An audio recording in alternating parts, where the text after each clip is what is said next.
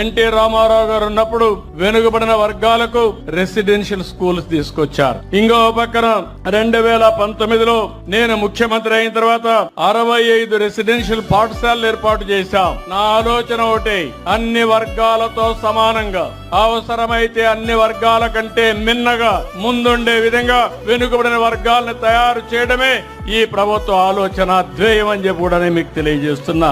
108 BC residential schools ఉంటే 75 దాకా Telugu Desam party హయాంలో వచ్చాయి. మత్స్యకార కుటుంబాలకి దగ్గర ఒక 9 రెసిడెన్షియల్ స్కూల్స్ పెట్టాం. కొన్ని స్కూల్స్ ఉంటే ఇవన్నీ కూడా జూనియర్ కాలేజీలుగా చేసి ముందుకు పోయే పరిస్థితి తీసుకొచ్చాం. వెనుకబడిన వర్గాల పిల్లల్లో మాణిక్యాలున్నారు. సరైన చేయూతిస్తే బ్రహ్మాండంగా రాణించే అవకాశాలుంటాయి.